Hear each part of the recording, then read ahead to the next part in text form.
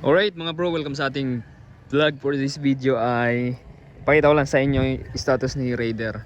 Kasi ayan, tapos na yung holidays at pabalik na tayo ng Cavite. Happy New Year nga pala sa lahat ng mga followers natin dyan and subscribers. Alright, so malamig dito sa Bicol. Nagsimula yung lamig saka yung hangin, kaya makikita nyo mahangin. Nagsimula kahapon yung ganitong panahon na umaambon, mahangin at malamig yung simoy. So kailangan na sigurong bumalik ng Cavite dahil baka abutan pa tayo ng masamang panahon. So ipakita ko lang sa inyo status ni Raider kasi pabalik na tayo mamayang tanghali. Ito yung itsura niya, oh.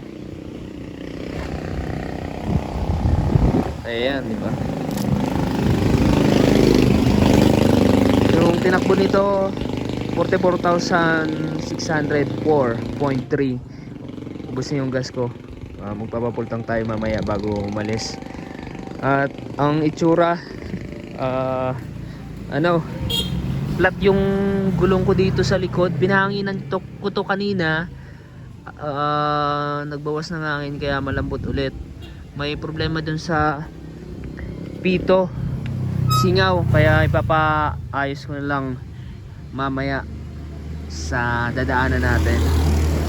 So daan-daan na lang tayo sa pagpatakbo. Ewan ko kung ano yung magiging takbuhan natin, pero ayan, pabalik na tayo. Tapos na yung ano natin, bakasyon. So sa makina, medyo maingay yung makina ko. Kailangan na sigurong ipa-refresh. So wala pang galaw yan simula nung nabili ko to 7 years ago. Change oil, tune up lang. Change oil nga lang pala. Ayan. Tapos yung upuan ko, ito bago tong upuan na yan. Itong upuan na to ay sa experience ko medyo masakit sa sa puwet. Ewan ko kung hindi lang ako sanay, pero sumakit yung puwet ko nung nagpalit ako nitong upuan na to. And pang GP. And then ayan mga bro, ayan ang magiging plano mamayang 2:00 ng hapon, kasi para pagdating sa Laguna, Batangas, Laguna and Cavite hindi na traffic. Siguro makarating ako doon ng 10:00 ng gabi. Tamang tama, hindi rush hour at makaiwas sa traffic para dire-diretso. At pagdating doon gabi, syempre malamig na yung panahon, hindi masyadong hassle, hindi masyadong pagod yung katawan natin. Kasi kung aalis ako ng madaling araw, darating ako sa Cavite ng tanghali. So napakainit. So nakakapagod. So ito na lang yung gagawin natin.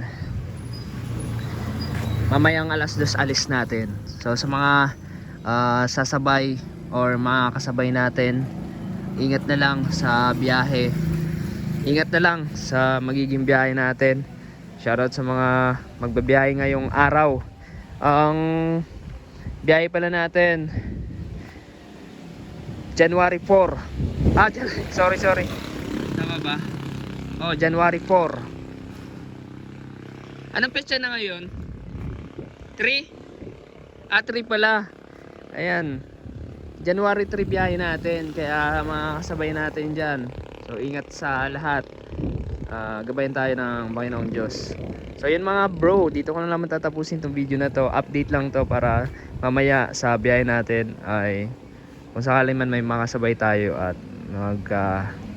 sabay na lang sa mga naka-Raider carb dyan, Raider FI. Ayun mga bro, maraming salamat. Kung hindi pa kayo nakaka-subscribe, mag-subscribe na. Good luck mamaya. Alright, maraming salamat. God bless. Bye bye.